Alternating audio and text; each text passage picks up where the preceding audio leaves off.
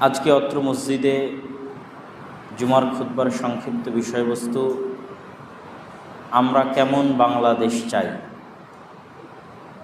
চলমান পরিবর্তিত রাজনৈতিক পরিস্থিতির আলোকে যেহেতু কথা বলার সুযোগ এসেছে এবং মানুষ কথা বলছে, সেই জায়গা থেকে আমাদের চিন্তা ভাবনা এবং আমাদের আদর্শ কি হওয়া উচিত সেটি মূলত তুলে ধরার চেষ্টা আজকের জুমার খুতবায় আমরা করব ইনশাআল্লাহ আজিজ। প্রথমত, যেহেতু আমরা আল্লাহ সুবহানাহু তাআলাকে রব এবং ইলাহ হিসেবে বিশ্বাস করি, তার জাত, তার আসমা এবং তার সিফাতে তাকে অদ্বিতীয় এবং একক হিসেবে বিশ্বাস করি এবং তার প্রেরিত রাসূল মুহাম্মদ সাল্লাল্লাহু আলাইহি ওয়াসাল্লামকে সর্বশেষ এবং সর্বশ্রেষ্ঠ রাসূল হিসেবে বিশ্বাস করি, সেহেতু তাদের পৃথিবী পরিচালনায়, রাষ্ট্র পরিচালনায় কী মূলনীতি ছিল যেটি প্রত্যেক মুসলিমের বিশ্বাস করা, কামনা করা এবং চাওয়া অবশ্যই জরুরি, সেই শাসন ব্যবস্থাকে আমরা ইসলামী খেলাফাহ বলে থাকি, খেলাফতের শাসন ব্যবস্থা। তো আমাদের আলোচনার শুরুতে আমরা খেলাফতের শাসন ব্যবস্থা কীরকম হয়, কেমন হওয়া উচিত তার সংক্ষিপ্ত বিবরণী তুলে ধরব। তারপরে আমাদের বর্তমান পরিবর্তিত পরিস্থিতির আলোকে আমরা কি চাচ্ছি সেটি তুলে ধরব। খলিফাহ বা খেলাফাহ বা খা লাম ফা এই শব্দ থেকে নির্গত বহু শব্দ আল্লাহ সুবহানাহু তাআলা পবিত্র কোরআন মাজিদে ব্যবহার করেছেন। যেমন আল্লাহ সুবহানাহু তাআলা আদম আলাইহিস সালাতু ওয়াস সালামের সৃষ্টির ক্ষেত্রেই বলেছেন, ইন্নী জাইলুন ফিল আরদি খলিফা, আমি পৃথিবীতে খলিফা সৃষ্টি করতে চাচ্ছি। খলিফা দ্বারা এখানে মুফাসসিরিনে কেরাম অর্থ করেছেন স্থলাভিষিক্ত, তথা আগে পৃথিবী শাসন করত জিনেরা, এখন জিনদের জায়গায় স্থলাভিষিক্ত হিসেবে আল্লাহ সুবহানাহু ওয়া তাআলা মানুষকে সৃষ্টি করতে চাচ্ছেন। তো যেহেতু আল্লাহ সুবহানাহু ওয়া তাআলা মানুষকে পৃথিবী শাসনের স্থলাভিষিক্ত হিসেবে সৃষ্টি করতে চাচ্ছেন, তো এটি কখনোই শুধু ব্যক্তিগত এবং পারিবারিক জীবনের মধ্যে সীমাবদ্ধ নয়, বরং একটি ব্যাপক রাষ্ট্রীয় জীবনের দিকে ইঙ্গিত করে। যেমনটি আল্লাহ সুবহানাহু ওয়া তাআলা কোরআন মাজিদের অন্য আয়াতে বলেন, ইয়া দাউদ ইন্না জাআলনাকা খলিফাতান ফিল আরদ, হে দাউদ, আমি তোমাকে পৃথিবীতে খলিফা করে দিয়েছি। তা আমরা সকলেই জানি যে দাউদ আলাইহিস সালাতু ওয়াস সালাম শুধু ব্যক্তিগত, পারিবারিক বা সামাজিক জীবন নিয়ে ব্যস্ত ছিলেন না, বরং তাকে আল্লাহ সুবহানাহু ওয়া তাআলা রাজা, বাদশাহ তথা শাসন ক্ষমতাও প্রদান করেছিলেন। এবং আল্লাহ সুবহানাহু ওয়া তাআলার পরবর্তী আদেশ থেকে এটি আরও স্পষ্ট হয়, ফাহকুম বাইনান নাস বিল হক, যেহেতু আমি তোমাকে শাসন ক্ষমতা প্রদান করেছি, অতএব তুমি মানুষের মধ্যে বিচার ফায়সালা করো সত্যের উপর ভিত্তি করে, কখনোই মিথ্যার উপর, ধোঁকা, অসততার উপর ভিত্তি করে বিচার ফায়সালা করবে না, বরং সততার উপর ভিত্তি করে বিচার ফায়সালা করবে। এটি আল্লাহর আদেশ দাউদ আলাইহিস সালাতু ওয়াস সালামকে লক্ষ্য করে, এবং আল্লাহ বলছেন, আমি দাউদকে খলিফা করে দিয়েছি পৃথিবীতে। ওয়ালা তাত্তাবিউল হাওয়া ফায়ুদিল্লুকা আন সাবিলিল্লাহ, আর কখনোই নিজের আত্মার, নিজের প্রবৃত্তির অনুসরণ করবে না, নফসে শয়তানির অনুসরণ করবে না, মন যেটা চাইবে সেটাই করবে, তা কখনোই করবে না। অনুরূপী আল্লাহ সুবহানাহু ওয়া তাআলা আরও বহু আয়াতে শাসন ক্ষমতা প্রদানের ওয়াদা করেছেন। যেমন আল্লাহ সুবহানাহু ওয়া তাআলা বলেন, ওয়া'আদাল্লাহুল্লাযীনা আমানু মিনকুম ওয়া আমিলুস সালিহাত, জেনে রাখো আল্লাহর ওয়াদা তোমাদের জন্য, তোমাদের মধ্যে যারা আল্লাহর প্রতি ঈমান আনয়ন করবে এবং সৎ আমল করবে, তাদের জন্য আল্লাহ সুবহানাহু ওয়া তাআলার ওয়াদা, লা ইস্তাখলিফান্নাহুম ফিল আরজ, আল্লাহ অবশ্যই পৃথিবীতে তাদেরকে শাসন ক্ষমতা দান করবেন। এটি আল্লাহর ওয়াদা তাদের জন্য যারা ঈমান আনয়ন করে এবং সৎ আমল করে, তাদেরকে আল্লাহ পৃথিবীতে শাসন ক্ষমতা দিবেন। কামাস্তাখলাফাল্লাযীনা মিন ক্বাবলিহিম, যেমন আল্লাহ তাদের পূর্বে যারা এরকম ঈমান আনয়ন করেছে, সৎ আমল করেছে, তাদেরকে শাসন ক্ষমতা দিয়েছিলেন। ওয়ালা ইউমাক্কিনান্না লাহুম দীনাহুমুল্লাযী ইরতাদা লাহুম, এবং আল্লাহ সুবহানাহু ওয়া তাআলা তার দ্বীনকে জমিনে মজবুত করবেন, শক্তিশালী করবেন। ওয়ালা ইউবাদদিলান্নাহুম মিন বা'দি খাউফিহিম আমনা, আর আল্লাহ সুবহানাহু ওয়া তাআলা যে ভীতির পরিবেশ আছে, এই ভীতির পরিবেশ পরিবর্তন করে দিয়ে নিরাপত্তার পরিবেশ দান করবেন। এবং আল্লাহ সুবহানাহু ওয়া তাআলা পরবর্তীতে আরও বলেছেন, পৃথিবীতে শিরক থাকবে না, তাওহীদ প্রতিষ্ঠিত হবে, এবং মানুষকে সালাত এবং যাকাত প্রদানের আদেশ প্রদান করেছেন। তো এই আয়াত থেকে, সূরা নূরের এই 55 এবং 56 নং আয়াত থেকে আমাদের জন্য আজকের বক্তব্যের দলিল হচ্ছে আল্লাহ সুবহানাহু ওয়া তাআলা তাদেরকে ওয়াদা করেছেন, যারা আল্লাহর প্রতি ঈমান আনয়ন করে, সৎ আমল করে, আল্লাহ তাদেরকে পৃথিবীতে শাসন ক্ষমতা দিবেন, আল্লাহর দ্বীনকে আল্লাহ পৃথিবীতে শক্তিশালী করবেন, মজবুত করবেন, এবং ভীতির পরিবেশের পরিবর্তে পৃথিবীতে নিরাপত্তার পরিবেশ বিরাজ করবে। আর নিরাপত্তার পরিবেশ শাসন ক্ষমতা ছাড়া বিরাজ করা সম্ভব নয়। যেমনটি রাসূলুল্লাহ সাল্লাল্লাহু আলাইহি ওয়াসাল্লাম হাদিসে বলেছেন যে এমন একদিন আসবে অচিরেই যখন মানুষ মক্কা অথবা মদিনা থেকে ইয়ামানের সানআ পর্যন্ত সফর করবে, কিন্তু সে রাস্তায় আল্লাহ ব্যতীত আর কাউকে ভয় পাবে না, এত বেশি নিরাপত্তা বিরাজ করবে। এই ধরনের বহু হাদিস রাসূল সাল্লাল্লাহু আলাইহি ওয়াসাল্লাম বলেছেন, যেখানে ইসলামী খেলাফতের বিজয়ের সাথে সাথে নিরাপত্তার বিষয়টিকে সম্পৃক্ত করে দেওয়া হয়েছে। যে ইসলামী খেলাফতের বিজয় মানেই পৃথিবীতে এমন নিরাপত্তা যে একজন মানুষ একাই, একজন মহিলা নারী মানুষ একাই হাজার হাজার কিলোমিটারের পথ সফর করবে, কিন্তু সে কাউকে ভয় করবে না আল্লাহ ব্যতীত। পৃথিবীতে এতটা নিরাপত্তা বিরাজ করবে ইসলামী খেলাফতের কারণে, যা আল্লাহ সুবহানাহু ওয়া তাআলা কোরআন মাজিদে বললেন, যা রাসূল সাল্লাল্লাহু আলাইহি ওয়াসাল্লাম হাদিসে বলেছেন। সম্মানিত উপস্থিতি, তো এইরকম আরও বহু আয়াত আল্লাহ সুবহানাহু ওয়া তাআলা, যেমন কখনো তিনি ইস্তাখলিফ এই শব্দ ব্যবহার করেছেন, আবার কখনো ইয়ারিস উত্তরাধিকারী করা, জমিনের উত্তরাধিকারী করা শব্দ আল্লাহ সুবহানাহু ওয়া তাআলা ব্যবহার করেছেন। কখনো খালায়েফ খালিফায়ের বহুবচন শব্দ ব্যবহার করেছেন, যেমন আল্লাহ সুবহানাহু ওয়া তাআলা বলছেন নূহ আলাইহিস সালাতু ওয়াস সালাম এবং তার সাথে যারা সঙ্গী সাথী ছিল তাদের ক্ষেত্রে, ফাকাযযাবুহু ফানাজ্জায়নাহু ওয়া মান মা'হু ফিল ফুলক, যখন আমি কাফেরদেরকে ধ্বংস করে দিলাম এবং যারা নৌকায় আরোহণ করেছিল তাদেরকে মুক্তি দিয়ে দিলাম, ওয়াজআলনাহুম খালায়েফ, আর তাদেরকে পৃথিবীতে পরবর্তী উত্তরাধিকারী শাসন ক্ষমতা দিয়ে দিলাম, পরবর্তী খলিফা তাদেরকে করে দিলাম যারা নৌকায় আরোহণ করেছিল। ওয়া আগরাকনাল্লাযীনা কাযযাবু বিআয়াতিনা, আর যারা আমার আয়াতকে অস্বীকার করেছিল তাদেরকে ডুবিয়ে দিয়েছি বন্যাতে।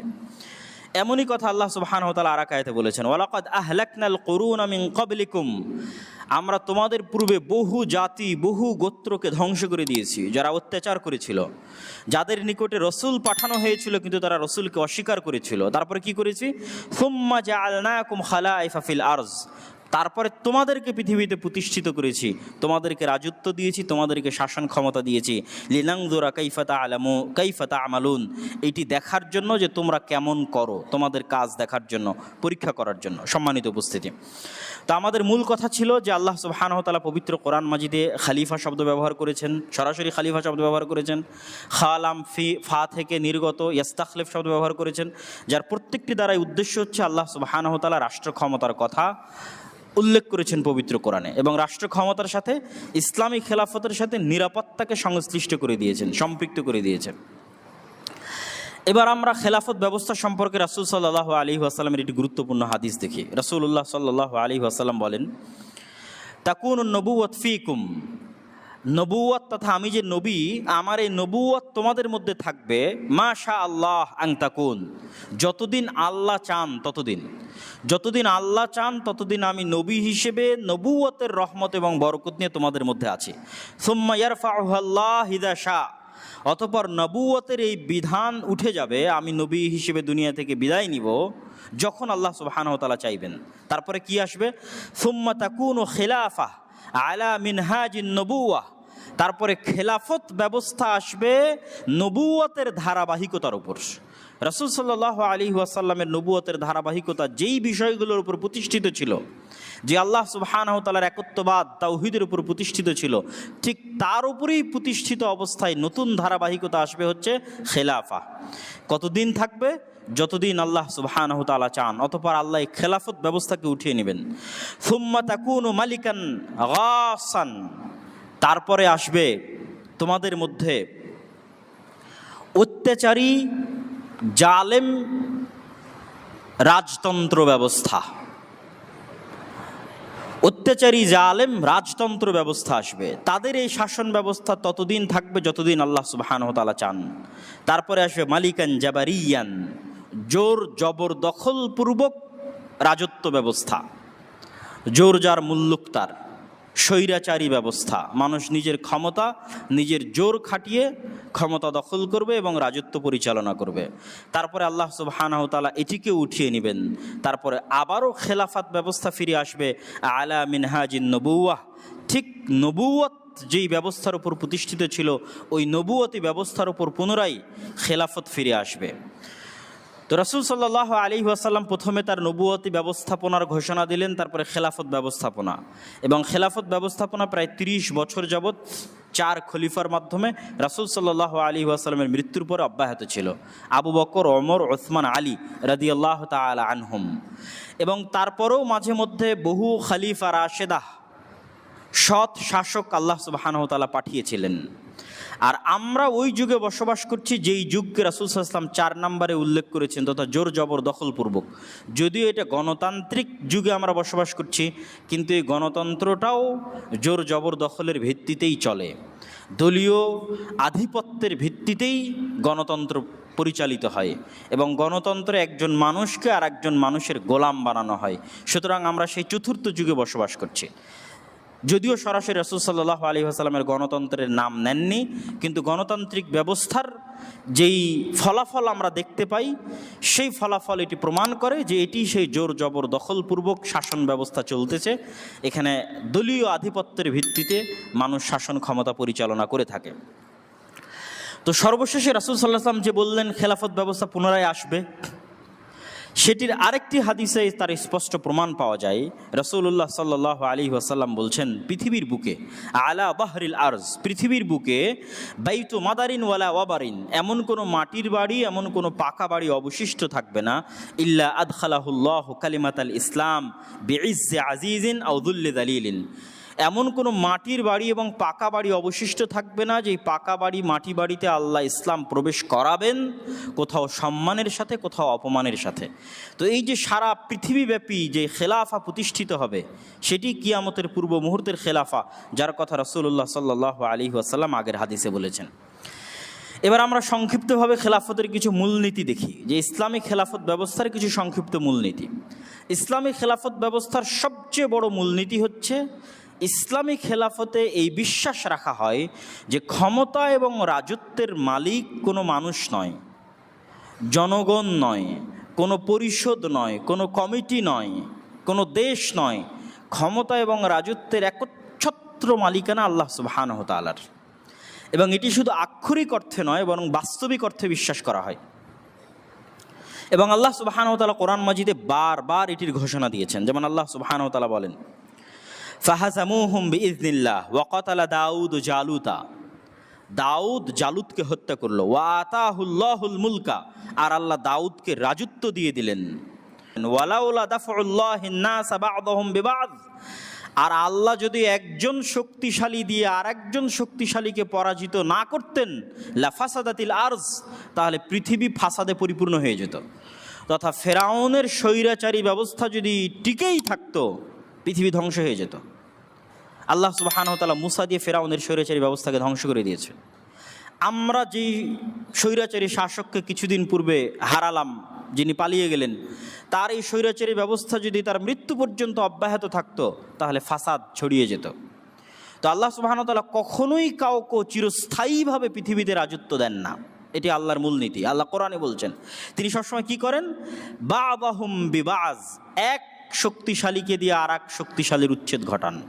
যেমন আজকের পৃথিবীর যদি সুপার পাওয়ার আমেরিকা হয়, তার আগের সুপার পাওয়ার যদি রাশিয়া হয়, তাহলে তারা থাকবে না। এক সময় তাদের এই সুপার পাওয়ার শেষ হয়ে যাবে, আর এক সুপার পাওয়ারকে আল্লাহ নিয়ে আসবেন। তার আগে যখন উসমানী খেলাফত ছিল, তখন তারা ছিল পৃথিবীর সুপার পাওয়ার। তো এই যে আল্লাহ সুবহানাহু ওয়া তাআলা ক্ষমতার পালাবদল ঘটান, এটি পৃথিবীতে ক্ষমতার ভারসাম্য রক্ষা করার জন্য, মানুষের মধ্যে শান্তি এবং নিরাপত্তা রক্ষা করার জন্য আল্লাহ ঘটিয়ে থাকেন। আল্লাহ সুবহানাহু ওয়া তাআলা বলছেন, কুলিল্লাহুম্মা মালিকাল মুলক তুতিল মুলকা মান তাশা, বলুন আল্লাহ সুবহানাহু ওয়া তাআলাই হচ্ছে সকল রাজত্বের মালিক। তুতিল মুলকা মান তাশা, যাকে ইচ্ছা তাকে রাজত্ব দান করেন। ওয়া তানজিউল মুলকা মিম্মান তাশা, যাকে ইচ্ছা তার কাছ থেকে রাজত্ব ছিনিয়ে নেন। একদম স্পষ্ট ভাষায় আল্লাহ সুবহানাহু ওয়া তাআলা বলছেন, পৃথিবীর সকল রাজত্বের মালিক আল্লাহ। যখন যাকে ইচ্ছা রাজত্বে বসান, যখন যাকে ইচ্ছা তার কাছ থেকে রাজত্ব ছিনিয়ে নেন। একচ্ছত্র মালিকানা আল্লাহর হাতে, মানুষের হাতে সাময়িক সময়ের জন্য পরিবর্তন হতে থাকে। ওয়া তুইজ্জু মান তাশা ওয়া তুযিল্লু মান তাশা, আল্লাহ যাকে ইচ্ছা তাকে সম্মানিত করেন, যাকে ইচ্ছা তাকে অপমানিত করেন। ইন্নাকা আলা কুল্লি শাইইন কাদির, আর হে আল্লাহ আপনি সকল কিছুর উপর ক্ষমতাবান। মুসা আলাইহিস সালাতু ওয়াস সালামও বানু ইসরাইলকে বলেছিলেন, ইস্তাঈনু বিল্লাহ ওয়াসবিরু, তোমরা আল্লাহর সাহায্য চাও, ধৈর্য ধারণ করো। ইন্নাল আরদা লিল্লাহ, এই পৃথিবী একমাত্র আল্লাহর, এই পৃথিবী একমাত্র আল্লাহর। ইউরিসুহা মান ইয়াশা, এই পৃথিবীতে আল্লাহ যাকে ইচ্ছা তাকে ক্ষমতায় বসান। আর অসংখ্য আয়াত আল্লাহ সুবহানাহু ওয়া তাআলা বলেছেন, লিল্লাহি মুলকুস সামাওয়াতি ওয়াল আরজ, আসমান জমিন এবং তার মধ্যে যা কিছু আছে সকল কিছুর উপর একচ্ছত্র আধিপত্য হচ্ছে আল্লাহ সুবহানাহু ওয়া তাআলার। সম্মানিত উপস্থিতি, তাহলে ইসলামী খেলাফত ব্যবস্থার মূল বিশ্বাস কি? যে ক্ষমতার মালিক কোনো মানুষ নয়, কোনো জনগণ নয়। ক্ষমতা মানুষের কাছে সাময়িকভাবে আসে, স্থায়ীভাবে ক্ষমতার একচ্ছত্র মালিকানা আল্লাহ সুবহানাহু ওয়া তাআলার হাতে। ইসলামী খেলাফত ব্যবস্থার দ্বিতীয় সবচেয়ে বড় মূলনীতি হচ্ছে মানুষের সমতা এবং মানুষের জান ও মালের নিরাপত্তা।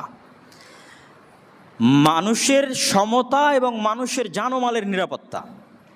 ইসলামের নিকটে, ইসলামী খেলাফত ব্যবস্থার নিকটে মানুষের জান ও মালের নিরাপত্তা এত উপরে যে সকল হালাল হারাম হয়ে যেতে পারে মানুষের জান বাঁচানোর জন্য, আর সকল হালালও হারাম হয়ে যেতে পারে, হারামও হালাল হয়ে যেতে পারে মানুষের জান বাঁচানোর জন্য। তথা ইসলামের সবচেয়ে প্রায়োরিটি হচ্ছে মানুষের জীবনের হেফাজত করতে হবে, মানুষের ধন সম্পদের হেফাজত করতে হবে, মানুষের রক্তের হেফাজত করতে হবে। তাহলে ইসলামী খেলাফত ব্যবস্থায় দুইটা জিনিস সবচেয়ে গুরুত্বপূর্ণ, একটা মানুষের সমতা, আরেকটি হচ্ছে মানুষের জীবন। যেমন মানুষ যদি মারা যায় আর ওই অবস্থায় যদি শুকুরের গোস্ত থাকে, তাহলে শুকুরের গোস্ত তার জন্য খাওয়া হালাল। কেননা জীবন বাঁচানো ইসলামে সবচেয়ে বেশি গুরুত্বপূর্ণ, সবচেয়ে দামি, সবচেয়ে প্রায়োরিটি। আর সমতার বিষয়টি আল্লাহ সুবহানাহু ওয়া তাআলা কোরআন মাজিদে স্পষ্ট করে দিয়েছেন। তিনি মানুষকে সবসময় মানুষ হিসেবে সম্বোধন করেছেন। যখন তিনি মানুষকে সম্বোধন করেছেন তখন মানুষ হিসেবে সম্বোধন করেছেন। ডোম, চামার, মেথর, মুচি, বানু ইসরাইল, ইহুদি, খ্রিস্টান, মুসলমান, যত গোত্র, যত দল, যত রং, যত বর্ণ, কে সাদা কে কালো, সকলকে আল্লাহ সুবহানাহু ওয়া তাআলা এককভাবে সম্বোধন করেছেন। ইয়া আইয়ুহান নাস, এই মানুষেরা, হে কালো আফ্রিকান মানুষেরা, হে সাদা চামড়ার ইউরোপিয়ান আমেরিকান মানুষেরা, হে বাঙালিরা, হে পাকিস্তানিরা, হে আফগানিস্তানিরা, সৌদিরা, যে যত কিছুর উপর ভিত্তি করে বিভেদ হয়ে আছে সবাই আল্লাহ সুবহানাহু ওয়া তাআলার নিকট মানুষ। কিভাবে? ইন্না খালাকনাকুম মিন যাকারি ওয়া উনসা, তোমাদের সবাইকে আমি এক পুরুষ আর এক নারী থেকে সৃষ্টি করেছি, অতএব সবাই সমান। কে কালো কে সাদা, আর কে ডোম কে চামার, কে মেথর, কে মুচি, সবাই আল্লাহর নিকটে সমান। সবাই আল্লাহর নিকটে আল্লাহর বান্দা, সবাই আল্লাহর নিকটে আদম এবং হাওয়ার সন্তান। ইন্না খালাকনাকুম মিন যাকারি ওয়া উনসা, এক পুরুষ আর এক নারী থেকে সৃষ্টি করেছি। ওয়া জাআলনাকুম শুউবান ওয়া ক্বাবাইলা লিতাআরাফু, আর তোমাদেরকে জাতি আর গোত্রের মধ্যে ভাগ করে দিয়েছি, ভাষার দৃষ্টিতে ভাগ করে দিয়েছি, জাতি গোত্র হিসেবে ভাগ করেছি যেন তোমরা পরস্পরকে চিনতে পারো। ইন্না আকরামাকুম ইনদাল্লাহি আতকাকুম, আর আল্লাহর নিকটে তোমাদের সম্মান তোমাদের রং, জাতি, গোত্র ইত্যাদির উপর ভিত্তি করে নির্ধারিত হবে না। আল্লাহর নিকটে যোগ্যতার একমাত্র মাপকাঠি তোমাদের তাকওয়া। অতএব কে কত যোগ্য, যোগ্যতা প্রদর্শন করো তাকওয়ায়। কোন ঘরে জন্মগ্রহণ হয়েছে, কোন বংশে জন্মগ্রহণ হয়েছে, এটি দিয়ে আল্লাহ সুবহানাহু ওয়া তাআলা কাউকে মাপেন না। আল্লাহর নিকটে যোগ্যতার একমাত্র মাপকাঠি হচ্ছে তাকওয়া। এবং এই আয়াত প্রমাণ করে যে পৃথিবীতেও মানুষকে যোগ্যতার ভিত্তিতে মূল্যায়ন করা উচিত।